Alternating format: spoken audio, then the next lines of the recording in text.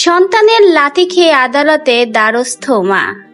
দুঃখিনী মায়ের সাথে এ কেমন সন্তানের নির্মমতা। ভেবে দেখুন তো, এই ঘটনাটাই যদি আপনার মায়ের সাথে ঘটে।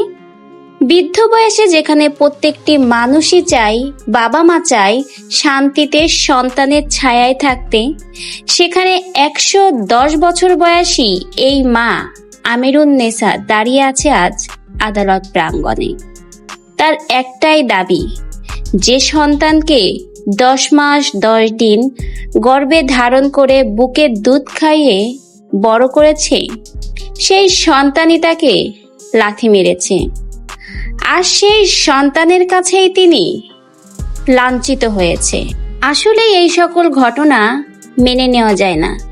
ভেবে দেখুন, এই ঘটনাটা যদি আজ আপনার মায়ের সাথে ঘটতো, আপনি কি চুপ থাকতেন? হয়তোবা কখনোই চুপ করে থাকতেন না। ঘটনাটা ঘটেছে ঝালকাঠিতে। মা জানায় 3 বছর আগে সে তার ছোট সন্তানকে তার যে জমি রেখে গিয়েছিল তার স্বামী সেটা বিক্রি করে 3 লাখ টাকা দেয়। সেই টাকাগুলো সে তার ছোট সন্তানের কাছে রাখে, যাতে হঠাৎ কোনো কাজে সে টাকাগুলো লাগাতে পারে।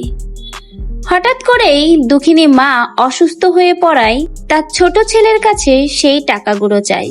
কিন্তু তখনই ঘটে এই ঘটনা। মার টাকা দিতে নারাজ ছেলে, সে অস্বীকার করে যে মা তাকে টাকা দিয়েছে।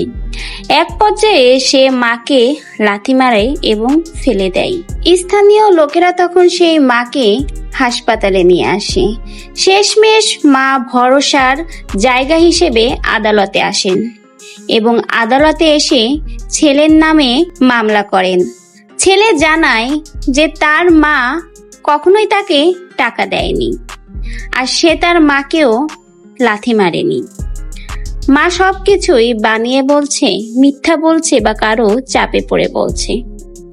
এখন একটাই কথা, এই বয়স্ক যার বয়স 110 বছর, সেই মা কিভাবে মিথ্যা বলতে পারে? যে মা ঠিক করে হাঁটতে পারে না, যার এখন সন্তানের ভালোবাসায়, সন্তানের ছায়ায়, সন্তানের আশ্রয়ে থাকার কথা, সে মা কেন এখন আদালতের দ্বারে দ্বারে? স্থানীয়রা এটা সঠিক যাচাই করে সুষ্ঠু একটা বিচার হোক সেই দাবি করেন। কারণ আর যেন কোনো মা এভাবে সন্তানের লাঞ্ছনার শিকার না হয়। ঘটনাটা খুবই দুঃখজনক।